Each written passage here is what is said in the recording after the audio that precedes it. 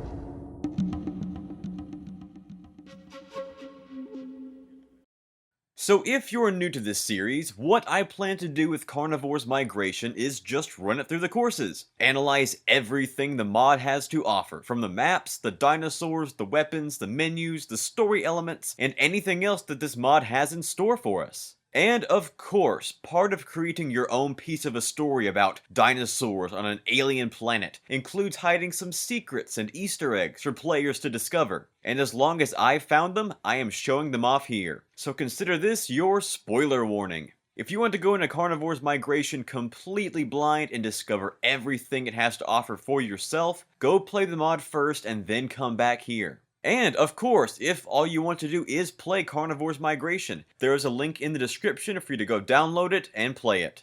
Now, before we jump right into the mod itself, let's take a look at the mod's story and discover where it takes place within the Carnivores universe. As stated earlier, Carnivores Migration is a canon mod, meaning its story takes place within the Carnivores extended canon. There is, of course, the official canon, consisting of the officially licensed games. Then there are mods created simply for fun, or just to take place within their own universes. But mods that are a part of the extended canon are selected by the Carnivores community to take place within the Carnivores story, even though they're not official content.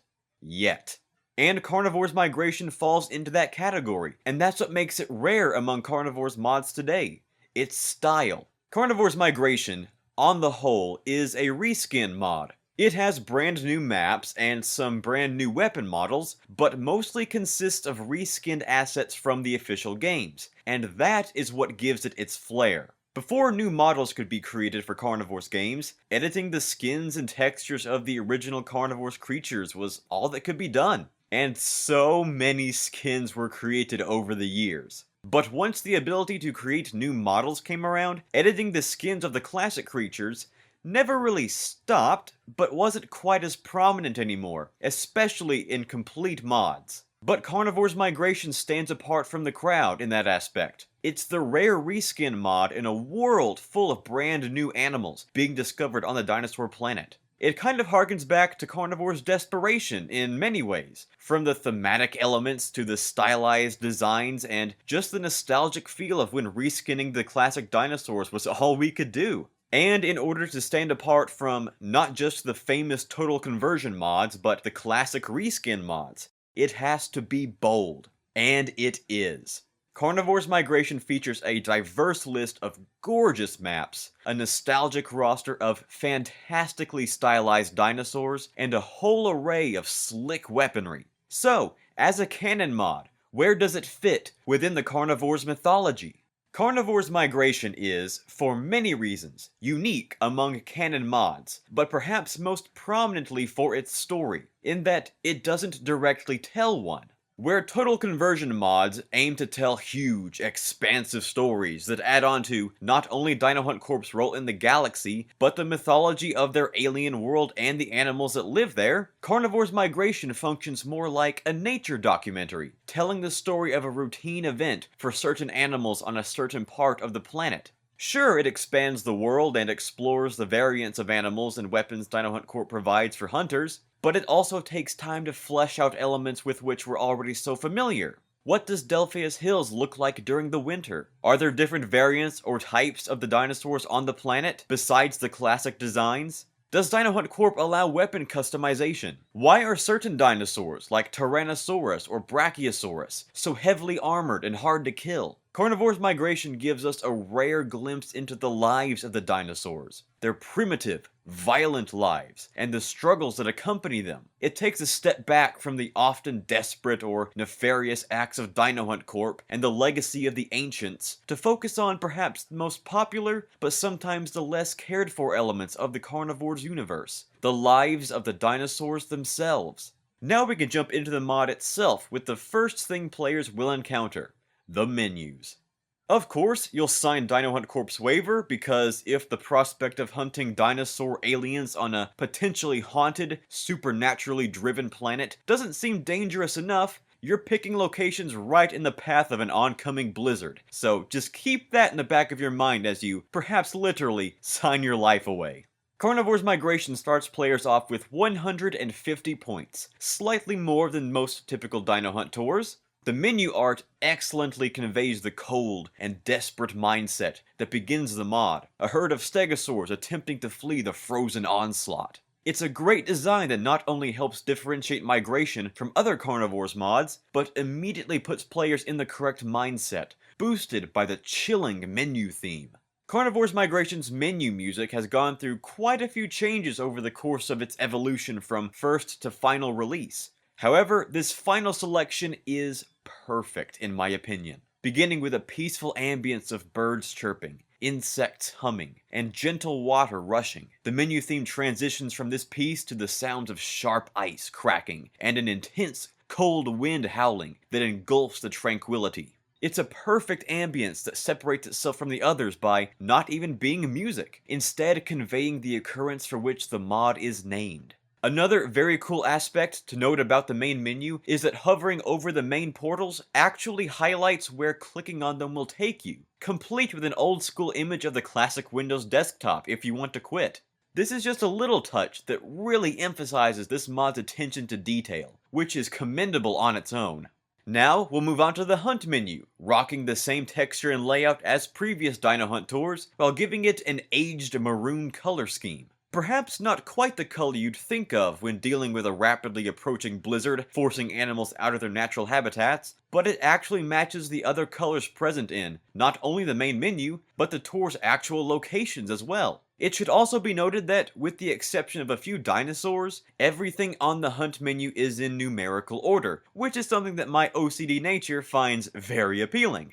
The menu pictures provide unique looks at their contents compared to previous Dino Hunt tours. The locations show off a 3-paneled, multi-view look at the environments. A fitting touch. Considering how diverse the locations are, they'd be pretty difficult to sum up in just one image. The dinosaurs retain the typical quartering toward view for the most part, and the weapons provide a down the iron sights view. As unique as this is perhaps the only menu design on the Migration tour that I'm not too fond of.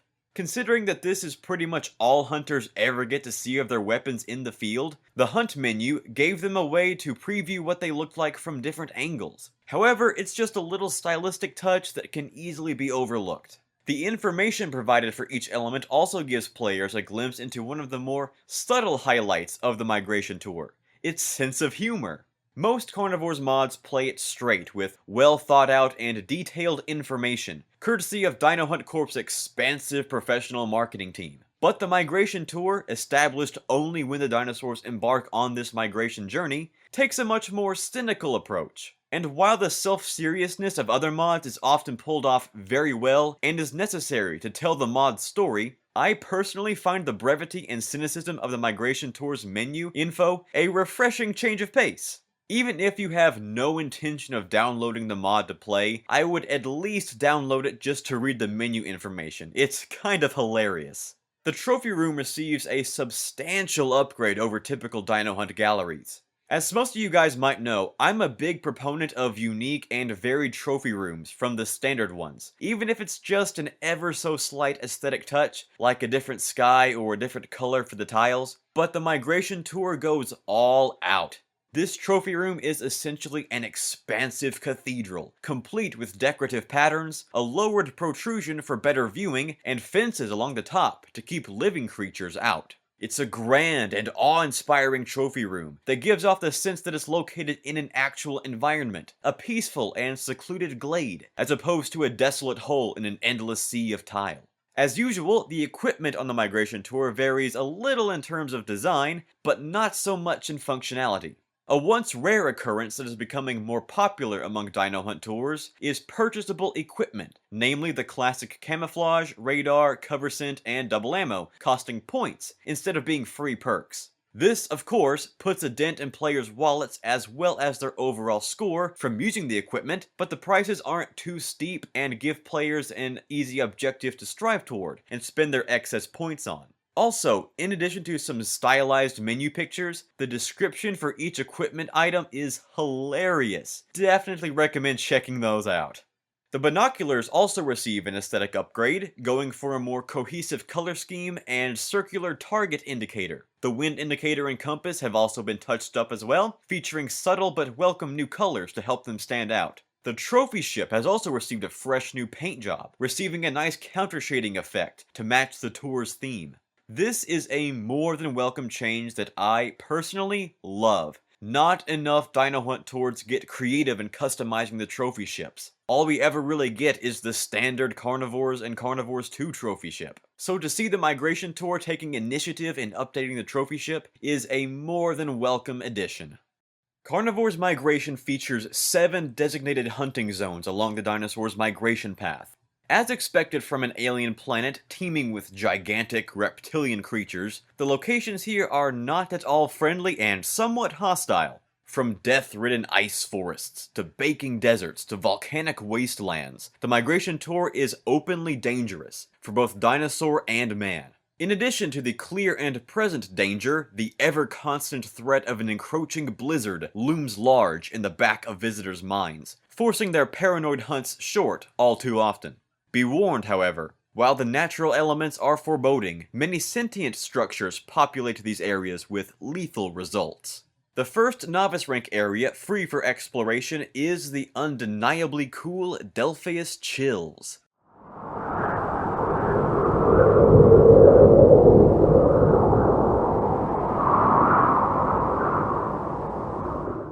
The frozen remnants of the classic hilly forest from the C2 tour, Delpheus Chills is nowhere near as peaceful as it once was.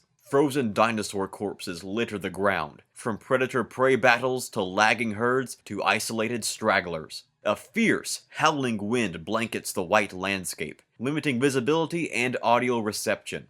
All water is frozen. Animals can walk for miles across Delpheus Hill's once warm ocean, and many have perished trying to free themselves from this frigid prison. As one of the first islands to be consumed by winter's wrath, Delpheus Chills is only a taste of the wayward storm's power.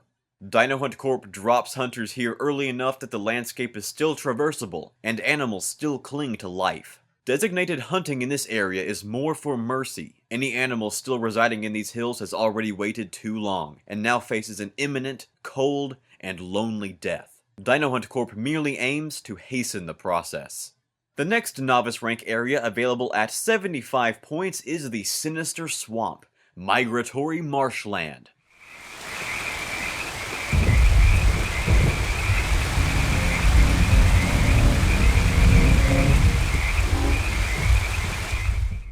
The marshland is the first entirely new experience on the migration tour, and the first area surviving dinosaurs flee to for refuge. Dino Hunt takes care to drop hunters off on the outside beaches, near a carved pathway that leads into the marsh, as the unstable terrain and ominous ambience makes it difficult on the bulky dropships.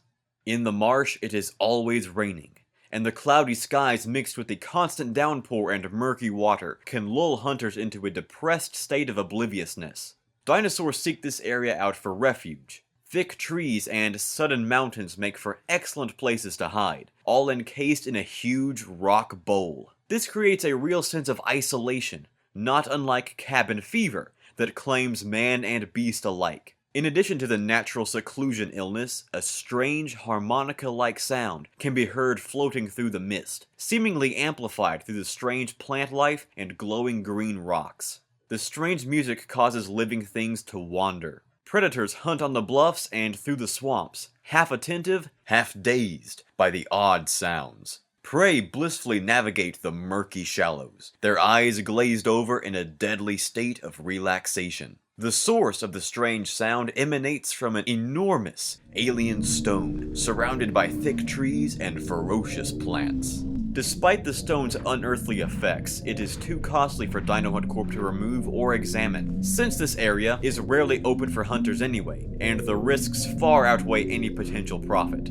However, this dreaded sound is only one of a few dangers in the marsh. The huge bowl surrounding the swamp actually holds water collected by the eternal downpour, but by the time anything reaches this marsh, they have already been brushed with the encroaching winter. This huge, relaxing bowl puts dinosaurs dangerously at ease, and by the time they realize they have stumbled into a hypnotic trap, it is too late. The third area, available at 125 points, is the vast and merciless Sands of Aya.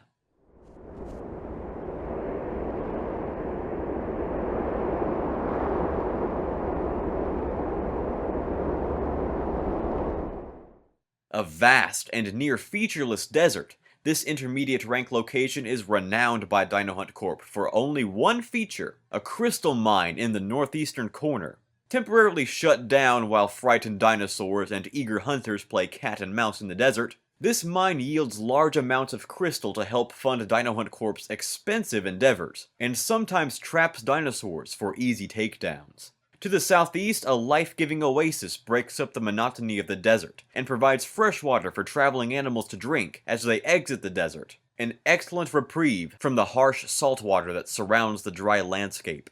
The big tourist draw during the off-season, however, is the enormous pyramid that rises out of the sand, immensely more impressive than those of Shmoo-Hadron from the C1 tour. Complete with a grand staircase to the top, smeared with a strange purple residue, this desert gigalith pools a strange, toxic liquid at the top. In the years since its discovery, the strange green liquid has not evaporated, seemingly fueled by the sun's intense heat. The liquid is, of course, extremely dangerous, and according to Dino Hunt scientists and historians, may have been used in sacrificial rituals atop the pyramid.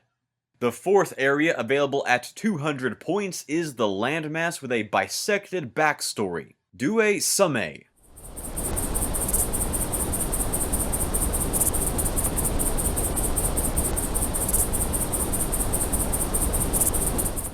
Rough Latin for two extremes, this precarious hunting zone is wedged in between a gruesome mountain range and a deep canyon. Enormous trees populate the forests, usually clustered around massive sinkholes, perhaps formed by years of crushing this hunting zone between its two edges, or perhaps manually dug to act as storage drains should the valley ever flood. In the western portion of the hunting zone, Dino Hunt Corp has actually constructed a hydroelectric dam to make use of the mountainous reservoir, precariously holding in billions of gallons of water. A few archways and canyons cut through the usually peaceful forests and plains, one in particular connected by a pair of bridges, more modern than others seen on the dinosaur planet, perhaps from the area's original scouting expedition. In the center of the hunting zone lies a long-abandoned encampment with an enormous altar fueled by a scalding alien stone that reverberates with a tone that should be familiar to anyone who has visited the Triassic sector. To the southeast, just outside the designated hunting zone, lies the monstrous canyon edge, riddled with dangerously perched boulders and murky water. Not many dinosaurs survive in the canyon, but it must be crossed to outrun the oncoming storm. Those that survive the crumbling, muddy canyon are greeted with a perhaps worse fate, an open savanna, where monstrous predators lurk in the tall grass. Only the hardiest and most resilient dinosaurs survive this portion of the journey. Those that aren't eaten on the savanna or stuck in the canyon mud reside in the peaceful forest for as long as they can, until winter arrives. The fifth area, available at 350 points, is the dark and foreboding cluster of sea rock, the Ashen Archipelago.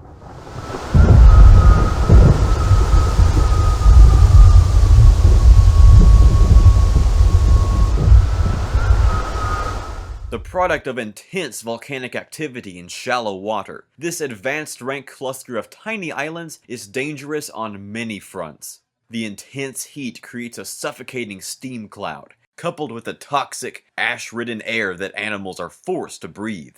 Lava fights its way to the surface, and poisonous clouds strangle dinosaurs, desperate for a drink. Only a small portion of grassland lies to the northeast, in the shadow of a molten mountain, under constant supervision by hungry predators. A long-abandoned encampment lies in one of the center islands, the walls of its huts blackened by ash, and its use in this hostile environment remains unknown. Although the surrounding water is shallow, it is too much for bulky and exhausted herbivores to navigate, making these small islands a great place to trap plant-eating dinosaurs. However, muscular and hunger-driven hunters like Allosaurus, or great behemoths like Tyrannosaurus, can tread the shallow water with ease, so be wary when firing loud weapons on these islands. The sixth and penultimate area available at 500 points is the peaceful wooded glade with a mysterious secret, the expert rank Archaic Labyrinth.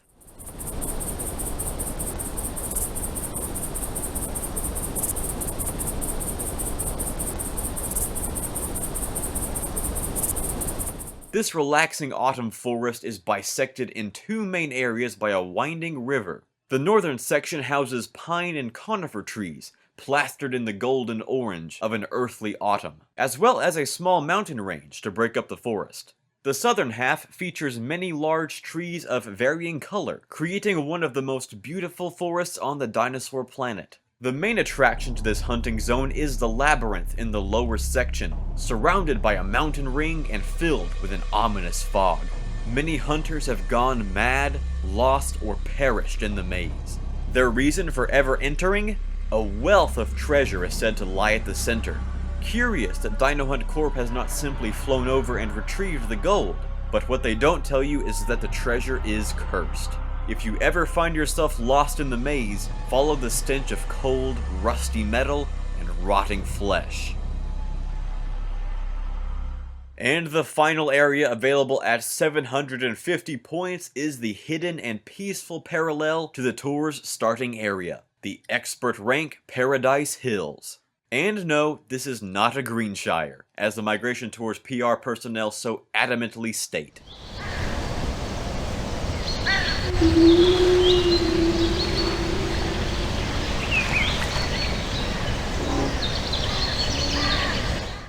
Paradise Hills is a mysterious location indeed. In a way, the ultimate and final destination for the migrating dinosaurs, but also a starting point for another of Dino Hunt Corp's schemes.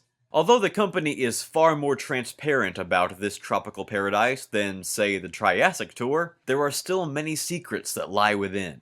The company even goes so far as to drop hunters off within a secluded dinosaur wall, in a far more desolate section of the hunting zone, guarded by immense watchtowers. This might seem deceptive already, but Paradise Hills is truly a beautiful place. After trekking through the still forested but rather empty mountains, hunters are given their first glimpse at the long-awaited pristine jungle. Plant life abounds in this overgrown wilderness, with some of the most diverse flora found on the dinosaur planet. The foliage occasionally shifts from pristine jungle to a more woodland pine forest, before transitioning back into an intense jungle. From mushrooms to conifers to palms, and even some frightening carnivorous plants, Paradise Hills holds an extensive assortment of plant life to become lost in.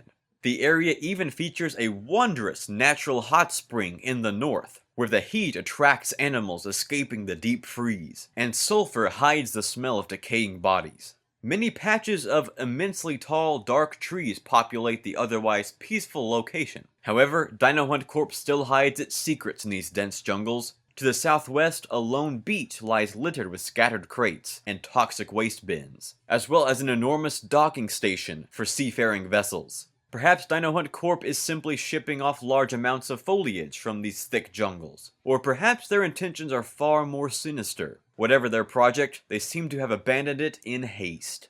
So what do I think of the maps in Carnivores Migration? Honestly, I think they're all stellar, all totally unique, and together create one of the most diverse rosters I've seen in a Carnivores mod. Finding a good map maker is hard to do, and sometimes Carnivores mods suffer because of it. But the migration maps are all excellently crafted to be engaging and unique. Delpheus Chills is a great twist on a classic map, and sets the tone nicely for the rest of the mod. And I mean, come on, Delpheus Chills? That name is up there with Tatum Wastes in terms of greatness. The Sands of Aya is a great desert map. Desert maps are hard to pull off as interesting, but by breaking it up with an ocean, adding an oasis, a diamond mine, and a deadly pyramid, the island becomes all the more intriguing and challenging to hunt on. Due Summe is such a diverse map that seamlessly transitions from mountainous forest to muddy canyon to hot savanna without ever feeling out of place. And the dark waters of the Ashen Archipelago create a truly fun and chaotic hunting zone that isn't bogged down by swimming. The Archaic Labyrinth is a very scenic map that excellently brings the seasonal aspect of the migration tour to life. And Paradise Hills offers a calmer look at a final map, by being both beautiful yet ominous. Something about the way the bright and pristine jungles mesh with the sullen and overcast sky give off a unique mixture of emotions about the map, and of course gives plenty of mysterious secrets about Dino Hunt Corp and their actions. My favorite map, however, is definitely Migratory Marsh. As to me personally, it's probably the most atmospheric and well done map of the bunch. The cloudy sky and rainy atmosphere perfectly sets up this wet, murky swamp. And whenever I'm playing this map, I like to turn a fan on with the settings on high, to really make me feel like I'm hunting in the cold rain. I also love the one spawn point and the little sign out front. It really feels like a legit Dino Hunt experience that completely immerses you in the world. Not to mention the attention to detail in the swamps and the varying terrain from mountains to marshes, and that music. Holy crap. The first time I had ever heard it, it just about scared the life out of me. And I honestly thought it was just a faulty sound that was glitching out. But man, it makes hunting there so freaking creepy. All in all, the maps on the migration tour are some of the most diverse and well-crafted ones I've seen in a Carnivores mod in a long time. If I had to offer a critique, it would be that, from a build-up perspective in terms of intensity with the theme, the maps kind of peak at about Ashen Archipelago, then kind of saunter back down with the final two. But honestly, the maps alone make this mod worth playing, in my opinion. Carnivores Migration features 9 huntable species of dinosaur, all familiar yet refreshingly new variants of classic Dino Hunt creatures, making a treacherous journey. This is Carnivores Migration's standout strength, its focus on the dinosaurs. As I mentioned before, Carnivores Migration functions similarly to a nature documentary within the Carnivores universe, fleshing out and expanding upon the established classic dinosaurs by giving us a deeper glimpse into their lives and lifestyles. Dinosaur variants are a rarity among the creatures of planet FMMUV32, but during the migration event, the conditions are just right to bring out the highly stylized migrational variants of dinosaur, with some even appearing in multiple forms. The more common, less sought-after ambient animals, of course, have to make the journey as well, and all of the classic creatures scurry alongside their huge reptilian roommates to outpace the frigid polar expansion. Tiny DIMORPHODON patrol the lower levels of the sky, resembling Earth puffins, with brightly colored heads and dark colored bodies. These tiny creatures most often reside along rocky coasts, also similar to puffins, where their unique colorations help them blend in with their environments. Males use their bright colors for dominance as the creatures fight for room on the sea-sprayed cliffs, while occasionally diving into the planet's oceans to catch fish.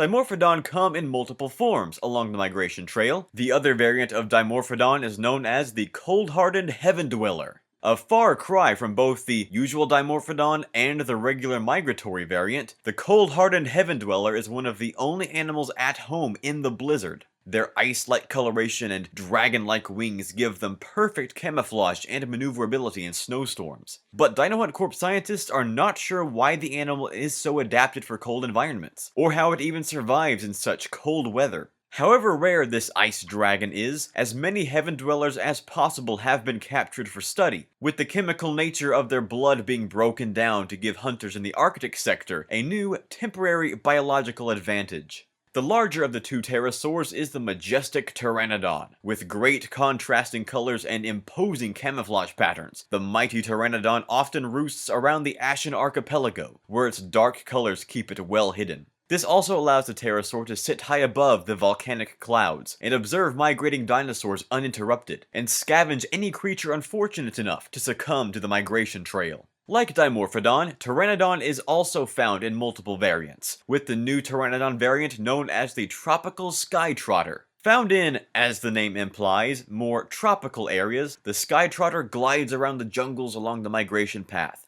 catching insects or fish large enough to warrant a hunt. The spots on the SKYTROTTER's wings vary between individuals, with some using them for camouflage and others for intimidation. One of the most common ambient creatures found on the tour is the MOSCHOPS. The always rough and rugged MOSCHOPS waddles along the migration trail, stopping just long enough to refuel itself until its next checkpoint. Migration MOSCHOPS are more suited for desert environments than their normal counterparts, and are most commonly found in the sands of Aya, usually by choice, where their thick and sand-colored hides allow them to remain hidden from predators passing through in pursuit of larger prey. Like camels, MOSCHOPS are able to store huge amounts of water in fat reserves under their upper pebbly skin, only rarely venturing into the oases to replenish themselves and risk predation. MOSCHOPS are also found in multiple forms, with the rarer form of MOSCHOPS known as the fungal THOMPER. Dwelling deep in the most remote jungles like a savage demon of ancient folklore mythology, the fungal THOMPER strays far from the typical MOSCHOPS design. Its dark red hide, splattered with shades of brown, black, and brighter red, resembles that of a poison dart frog, warning predators of the toxic fungal growths that attach to and thrive on the creature's damp skin. Together, these two migratory variants help populate MOSCHOPS in two common environments, dry deserts and wet jungles, ensuring the MOSCHOPS reign as an abundant and thriving creature on the dinosaur planet. The rare dinosaur on the ambient roster is the fleet-footed GALLIMIMUS. Often found in cold swamps of the migratory marsh, the speckled GALLIMIMUS relies heavily on camouflage to survive in the harsh migration path. A ringed neck and a spotted hide give the dinosaur great camouflage, where its patterns help break up its form against the foliage. The rings indicate the age of the GALLIMIMUS, so hunters looking for an easier trophy always consult dino hunt guides to know what GALLIMIMUS is mature enough to claim. GALLIMIMUS also appears in variants along the migration trail, with the other GALLIMIMUS being the elusive SANDSKITTER. Found with MOSCHOPS in the sands of Aya, SANDSKITTERs are more often found around the oasis, as their lighter frames can't hold water like their synapsid roommates. These dinosaurs make a quick snack for carnivores passing through, so they are ever alert and even more skittish than regular GALLIMIMUS. The bulky DIMETRODON scuttles through the thick brush of the migration tour's tropical areas. The unusual dark blue hide actually blends in well in these intense foliage areas, like Paradise Hills, where many species of plants actually give the Dimetrodon great camouflage. The striped sail boasts eye patterns to intimidate potential threats. The migratory Dimetrodon has extremely poor eyesight compared to others, but can actually flush blood into its sail, giving the eye patterns a bright, bioluminescent glow for scaring off hunters that it can smell but can't see. As with the other ambient beasts, Dimetrodon comes in multiple forms along the migration path, with this particular Dimetrodon form known as the marsh mucker. Grizzled, sloppy, and rather zombie-looking, the marsh mucker is one of the nastiest creatures found on the dinosaur planet. This Dimetrodon variant hides out deep in the migratory marshland, secluded from any potential threats. This isolation in the haunted marsh has caused the beast to develop several plant-like camouflage techniques, with the creature looking almost more like a swamp plant than an animal. A thick, slimy secretion oozes from pores in its back, cooling it off from the haze that forms around the mysterious stones. Its thin, lily-pad-like sail does little to help with temperature or intimidation. It is more there for camouflage. Instead, the marsh mucker uses a combination of mud and its own natural secretion to help control its body temperature.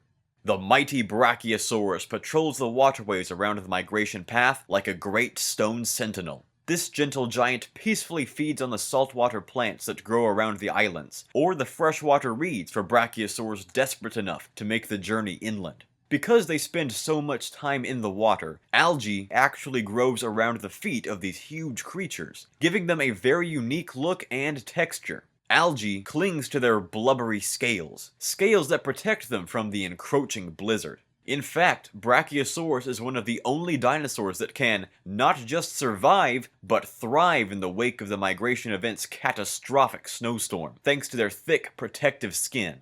In addition to their thick, scaly skin, these titanic behemoths are coated in massive, rocky plates for added protection against man and beast. No weapon, be it claw, tooth, or bullet, can pierce the Brachiosaur's armored hide. But this mighty sauropod is content with never having to put its impressive armor to the test. Of course, Brachiosaurs are found in multiple forms along the migration path, with the other variant of Brachiosaurus known as the Canyon Carver. This imposing giant boasts the impenetrable hide of the typical FMMUV32 Brachiosaur species, along with sharper armaments along its arms, chest, and back. Found exclusively in the muddy canyon at the bottom of Due Summit, these beasts often plow right into the muddy canyon walls, using their enormous bulk and sharp shoulder spikes to dig new patches of canyon to live in. These gentle giants form a unique and fundamental relationship with their alien planet, as one of the oldest and rarest species yet discovered. The first huntable dinosaur available at 10 points is the massive Stegosaurus.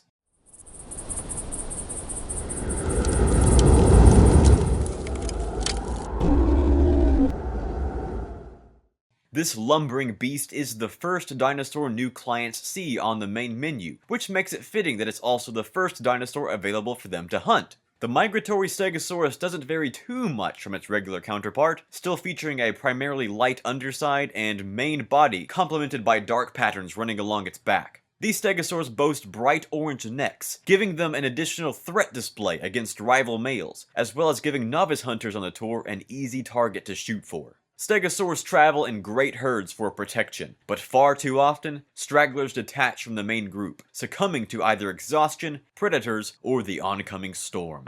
The second dinosaur available at 25 points is the elegant Parasaurolophus.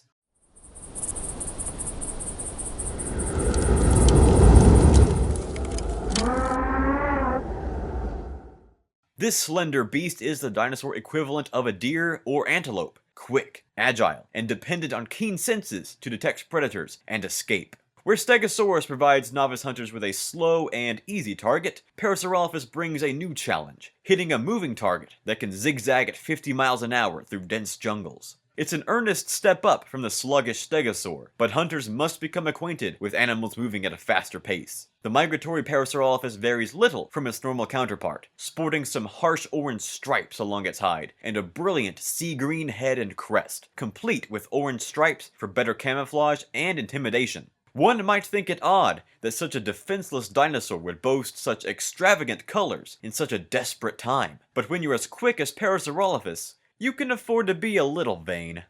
The third dinosaur available at 50 points is the rugged Ankylosaurus.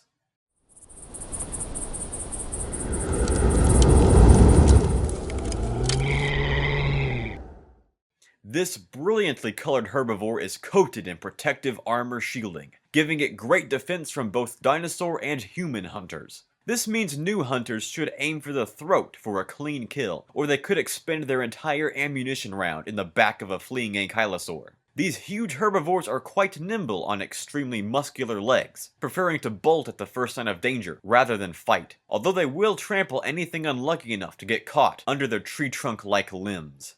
Oddly enough, the migratory Ankylosaurus is massive, much larger than its regular counterpart. It is unknown why this is. Perhaps only the largest specimens can actually travel fast enough to outrun the storm. Years of carrying around a massive, armored carapace have given these larger ankylosaurs the leg muscle required to make the migration trek, while the smaller, regular variants simply huddle together in small clusters for hibernation. Whatever the reason, these beautiful dinosaurs make tricky yet rewarding trophies, so long as you know where to aim. The fourth dinosaur and final herbivore available at 75 points is the infamous CHASMOSAURUS.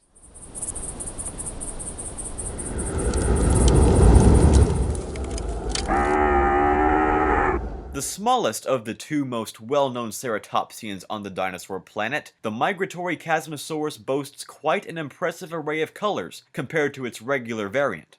A vibrant red head and frill, complete with bright ring patterns, crown this already imposing animal, flanked by dark green and brown camouflage stripes. This creates an odd dynamic for the CHASMOSAURUS, as oftentimes it appears as nothing more than a bright, floating head bobbing around in the shrubbery. But this extravagant display serves a much more serious purpose. Males use them to attract females and intimidate predators. Anything unfazed by the bright colors has to deal with 3 sharp horns and a bony frill shield that protects the back of the neck. As a bright, disorienting, and enormous wall, a CHASMOSAURUS herd can off-put even the most determined of predators, but even on their own, they don't make easy prey. The fifth dinosaur and first carnivore available at 125 points is the bulky ALLOSAURUS.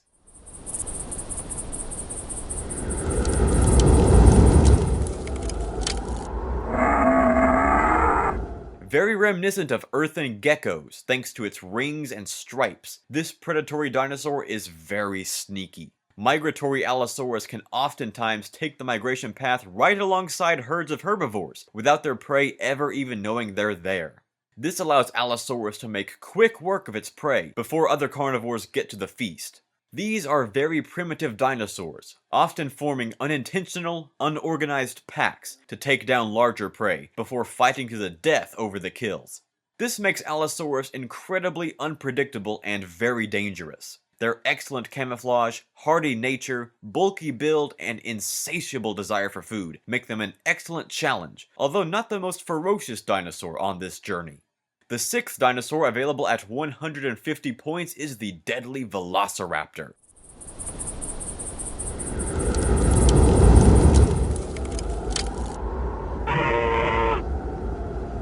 Essentially a ground-bound hawk, this ferocious dinosaur is as clever and cunning as it is vicious. Brilliant purple eyes give the dinosaur excellent night vision, unlike most dinosaurs on planet FMMUV32. This allows VELOCIRAPTOR to hide in elevated mountain ridges, where their stone-gray skin blends in perfectly with the exposed rocks. Utilizing this tactic, they become invisible as they watch their helpless prey from above with superior eyesight, and their thick covering of feathers allows them to sit in the cold, rocky landscape for hours on end. When they determine the perfect moment to strike, the attack is fierce and over in seconds. Your only hope of overpowering a VELOCIRAPTOR is finding it before it finds you.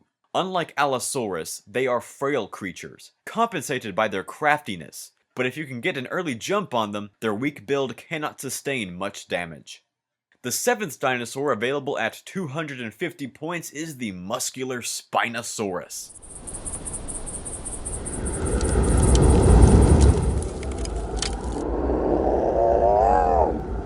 Dino Hunt Corp often describes their alien Spinosaurus as a combination between the Allosaurus and the VELOCIRAPTOR, boasting the former's primal determination and the latter's unrivaled speed. This makes Spinosaurus an excellent predator on both land and in the water. The dinosaur's royal blue and gray coloration are prompted from spending much time in the swamps, where its coloration mimics the dirty water and extravagant plants that grow along the riverbanks. The migratory Spinosaurus even wields a decorative eye pattern along its sail to confuse other dinosaurs. As fearsome as this amphibious predator is, dinosaurs on the migration path grow desperate and reckless in their hunger, and much to its dismay, Spinosaurus is not the largest carnivore on the dinosaur planet.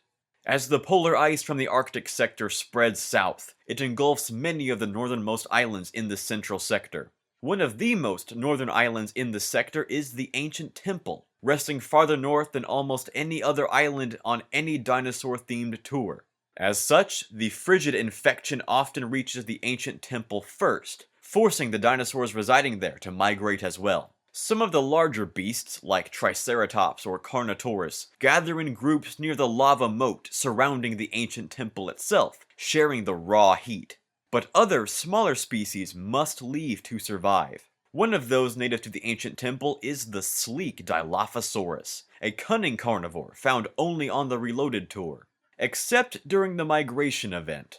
Occasionally, but rarely, Dilophosaurus are found migrating south with the more common dinosaurs on the tour. The migratory Dilophosaurus variant brings out the dinosaur's more snake-like features, its long, slender build, highlighted with bright complementary colors and confusing warning patterns. Although it will happily feed on the fallen stragglers on the migration path, scavengers can't take too much time in the back, lest they become the frozen fallen themselves. So hungry and agitated Dilophosaurus may actively seek out living creatures along the trek, including unlucky humans. This makes Dilophosaurus a beautiful but deadly addition to the migration tour.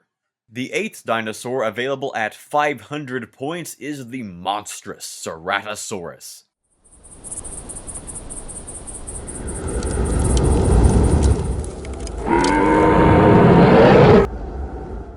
A ferocious and enormous hunter, the huge Ceratosaurus subverts its size in favor of ambush hunting. With a striped hide perfectly designed for hiding in the expansive grasslands, Ceratosaurus lies in wait for unsuspecting, tired, and vulnerable prey. The dinosaur then promptly erupts from its hiding place before impaling its helpless victim with its hooked nose horn. The force of the impact usually leaves prey stunned, allowing Ceratosaurus to eat its prey alive, but sometimes they do escape. This is a little concern to Ceratosaurus. The dinosaur's keen sense of smell can follow blood trails for miles through the savanna. And even if the dinosaur's fierce nose horn can't rupture an impact wound large enough to deal serious damage, its rough hide at top speeds can still spill blood with the lightest touch. All this dinosaur has to do is follow its nose, and with such an enormous size, it usually expends little energy in catching up to its startled and potentially wounded prey. As monstrous and ferocious as it is, the Ceratosaurus falls just short of top predator status. And the final dinosaur available at 750 points is the planet's apex predator, the indomitable Tyrannosaurus.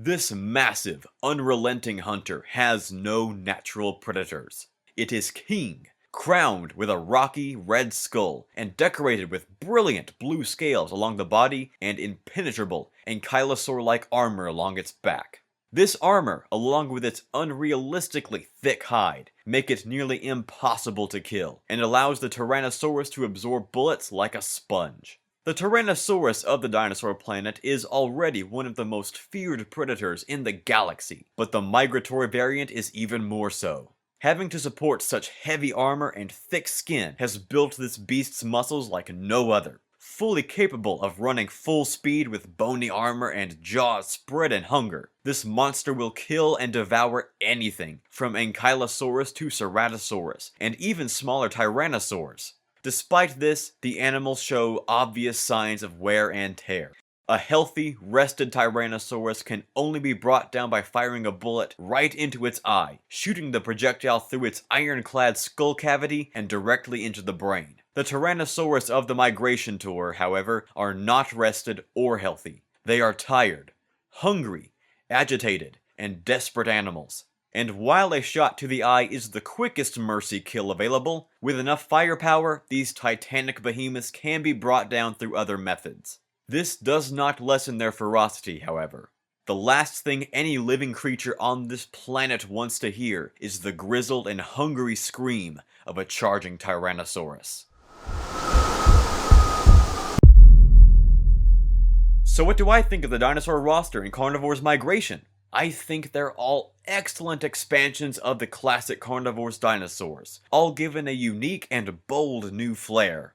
The dinosaurs in Carnivores mods are typically the main attractions, the elements that really lure people in, and I think Carnivores Migration's dinosaurs do an excellent job at that. Each one has its own new look, allowing the classic Burian-inspired dinosaurs to get a more colorful makeover, and each color scheme fits its host dinosaur so well. From the Allosaurus' brilliant blue eyes and sandy hide, to the Velociraptor's cold, dark feathers, to the Tyrannosaurus' freaking awesome red and blue and armored aesthetic, and even the Brachiosaurus' hauntingly majestic call. The dinosaurs all stand out in a great way. The dinosaur roster also features some nice nods to Carnivores HD and Reborn. The weapons do as well, but we'll get to that later. From mixing up the dinosaur roster to make Stegosaurus the first huntable dinosaur, to including a CHASMOSAURUS that bears a similar resemblance to the mutant Triceratops, these dinosaurs feature plenty of nods to other entries in the Carnivore series. It's also just incredible that there are plenty of DLC dinosaurs to customize your Carnivores Migration experience. Every ambient animal has a DLC variant to use. So if you like one of them more than the standard ones, simply drop the DLC animal's car file into Migration's Hunt Dat folder, open the RES file, and replace the desired ambient animal's file name with the new one. But on the whole, the Migration dinosaur roster is stellar. It gives each of the classic dinosaurs their own stylistic look, and provides ample variants for players to admire, as well as giving us the players a brief and more detailed look into their harsh, prehistoric lives.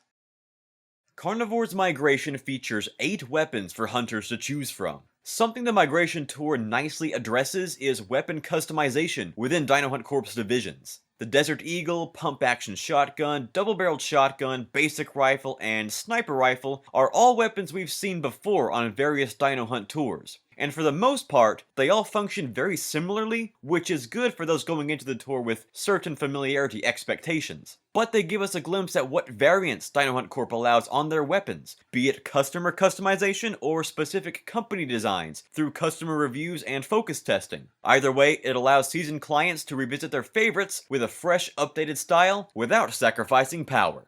The first weapon up at 50 points is the Gilded Desert Eagle. This not real golden Desert Eagle is one of the best Dino Hunt handguns for a plethora of reasons. Typically, Dino Hunt Deagles fire incredibly slow, and don't pack near enough power to compensate for the maybe 3 shots you'll be able to pop off before the carnivore gets to you. But this Deagle's firing rate is unrivaled, not just among Dino Hunt Deagles, but the company's classic 9mm variants as well. Couple this firearm speed with its high ammo count and you have a truly respectable starting weapon. If it has one flaw, it's that it's about as powerful as a pea shooter. If Dino Hunt Corp's other Deagles hit hard and fire slow, then this is the exact opposite. Of course, with more ammo and a faster firing mechanism, strict accuracy is traded for unloading bullets in a target's general direction, which some hunters prefer, but sometimes it's just not enough to save your skin.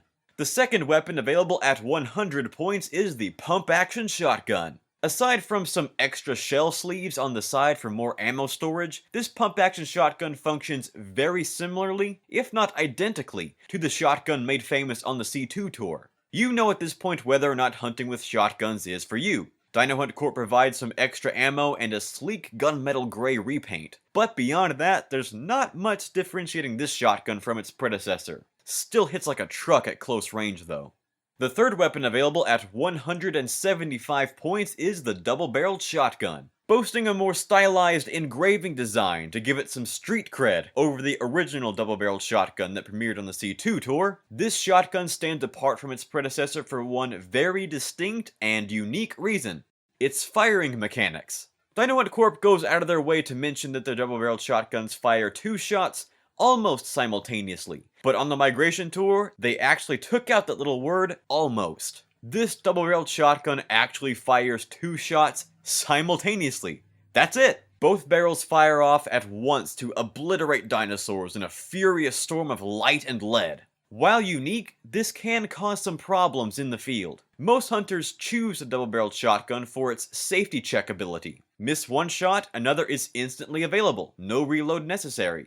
While this variant technically doubles the firepower at close range, make sure your first shot is successful because it may be the only one you get. The next weapon available at 225 points is the submachine gun. The rare automatic weapon on Dino Hunt tours, this SMG takes the Deagle's fast-firing, high ammo count concept and ramps it up a notch or 12. This weapon can fire off shots incredibly fast, reload its stocked magazine with efficient speed, and the narrow iron sights give it pinpoint accuracy at medium distances. As expected though, it's not a very powerful weapon. Hunters will have to rely on its high ammo count and huge magazine for safety in dangerous situations. But it's fast enough to take down a small pack of charging carnivores relatively worry-free. Compared to other assault weapons the company has distributed, like the LR-300 assault rifle from the Triassic Tour, or the heavy assault rifle from the Middle Islands, the SMG ranks in at about 3rd place, but on the Migration Tour itself, it holds its own with ease. The next weapon available at 250 points is the Basic Rifle. The Basic Rifle is a more powerful redesign of the classic semi-auto rifle issued during the C2 tour, boasting a more hunting-appropriate camouflage pattern, as well as an engraved gold plate on its side. This variant's differences from its predecessors feel subtle, but technically speaking, it's better in every way. More powerful, more shots, and a sneaky camouflage color scheme, the Basic Rifle is indeed basic, but an impressive step up from its original counterpart. The next weapon available at 350 points is the Sniper Rifle. No Dino Hunt tour would dare open without a long-range killing machine, and the Migration Tour Sniper is one of the best around. The sniper rifles on many tours are enormous, blocky weapons with massive and claustrophobic scopes that completely eliminate peripheral vision. That, coupled with their relatively lackluster power and low ammo counts, make them pretty poor choices for all but the most desperate hunters. The Migration Tour's sniper, however, is one of the best. A new slim build allows this weapon to be drawn and handled with much more efficiency than before. More ammo keeps hunts lasting longer and keeps hunters safe in the field, and a sleek new scope design allows hunters to check the corners of their vision for sneak attacks. Several weapons on the tour offer slight upgrades over their classic counterparts, but the sniper rifle stands head and shoulders above its previous incarnation. The penultimate weapon available at 750 points is the Shot Shell Revolver. The only weapon on the tour not manufactured by Dino Hunt Corp themselves, this monster of a handgun fires shotgun buckshot shells to pummel dinosaurs at close range. It is a very expensive weapon. Its unique build and import price keep the cost high, but at close range it can be a lifesaver. Don't bother firing it at anything that's not attacking, however. The buckshot doesn't travel too far, and the potential power this beast holds within is squandered on fleeing targets. Best saved until you can see the slit pupils of their reptilian eyes. And the final weapon available at 1000 points is the Expo version 2.3. This destructive bolt-firing behemoth is actually an unreleased prototype of the classic Purple Expo that debuted on the C1 tour. More like firing a ballista than a crossbow, this unique weapon is saved for hunters who have proven their worth in the field. A unique challenge to hunt with, it can drop most dinosaurs regardless of size or bulk in just 3 hits, less for smaller carnivores. Enormous, armored predators, like Tyrannosaurus, will take more shots to go down, but the weapon's fast-firing mechanism keeps it ready to go no matter the situation. It's best saved for close range, too, since the build keeps the tricky iron sights that made the Expo so challenging to hunt with. So what do I think of the weapons in Carnivores Migration? Just like the rest of the mod, they all feel like an excellent expansion of the classic C2 formula, and include a few welcome upgrades. Performance-wise, each weapon is at least on par with its original build. Some just feature a few new skins for a revamped touch. However, most of them bring an upgraded, or even a brand new mechanic to the table, and that makes them memorable. Let's be honest, of the 3 primary elements that make up Carnivores games and mods, weapons are probably the least popular, and sometimes modders take that as an excuse to completely ignore and underutilize their weapon roster, aiming low and really squandering some serious potential. But the Migration Tour's weapons are all classy, slick, and unique. Whether it's a double-barreled shotgun that fires both of its shots at once, a camouflage rifle that packs more than one reference to Carnivores HD, or a revolver that fires shotgun shells. Each weapon in the Migration roster feels like it belongs in Dino Hunt Corp's ever-growing weapon list, and like respectful yet updated nods to the original weapons that came before them and the pioneers of the modding community. So there you go guys, Carnivores Migration finally explored. An extremely fun and stylized mod that takes us on a journey alongside the dinosaurs we've come to know and love. It expands the lore of the dinosaur planet by focusing on how world-shaking events shape the very surface of the planet and the lives of the animals that live there. I've said it before, but Carnivores Migration steps away from the centralized story around Dino Hunt Corp and functions like a nature documentary, giving us a glimpse into the hardships these animals face. The maps are all excellent. The dinosaur skins have such a cool flair, and the weapons all feel natural and well integrated. And for a freshman full mod attempt, Carnivores Migration is easily one of the best. It's simple, novel, nostalgic, and fun, and definitely gets a recommendation from me. So if you want to go try it out for yourself, go click on the link in the description and get hunting. Hey guys, real quick, this is post-editing me talking to you in the present, way after all the computer issues are resolved and the video editing software problem got sorted out, and I'd just like to apologize for how late this video is. The showcase for Carnivores Migration was supposed to be up months ago, like in May. I even told Ophi that I'd have it done by the end of May. And it's late August when I'm recording this right now, but it'll probably be September by the time this video goes live, and that's just ridiculous. So I wanted to apologize for such a long wait, and use that to kind of transition into my next point. I very briefly mentioned this in my last update video, but I wanted to kind of expand upon it here, since these mod showcase videos reach a much larger audience. Of course, only you, the most loyal of viewers, probably actually make it this far in the video anyway, so you're probably the same ones who watched the update video, so I might just be needlessly repeating myself here. But anyway, so as I mentioned, I've got a job now, and I'm probably not going to be able to hit 3 videos a week anymore. So while I'm on the topic, I want to go ahead and announce that I'm going to get rid of that 3 videos a week schedule, for a few reasons. Firstly, that schedule is kind of why this showcase took so long to come out. I mean, I mentioned this before, but over the summer I've kind of felt like I've had to meet a self-imposed quota every week with my videos, and I'm afraid that if I keep that up, I'm going to start risking quality for quantity with my videos, and I don't want to do that. I mean, my videos don't really lend themselves to that kind of upload schedule that I had over the summer. Now, hear me out, I am not bashing YouTubers who upload videos of this kind, because I really enjoy them myself. But these videos I make, like the mod showcases, are a little more intensive than just recording myself playing a game for a couple of hours, editing it down to about 20 minutes, and then hitting upload. I mean, the script writing process for these mod showcase videos takes about 10 to 12 hours by itself. So from here on out, I'm not going to handicap myself by making those kinds of self-imposed deadlines anymore, because my videos just aren't designed for that. And I'm sorry it took so long for me to really figure that out. And I hope this doesn't just sound like me whining like, oh, these videos are so hard to make. That's not what I'm getting at here. I love doing this and I want to make sure that I'm good at it.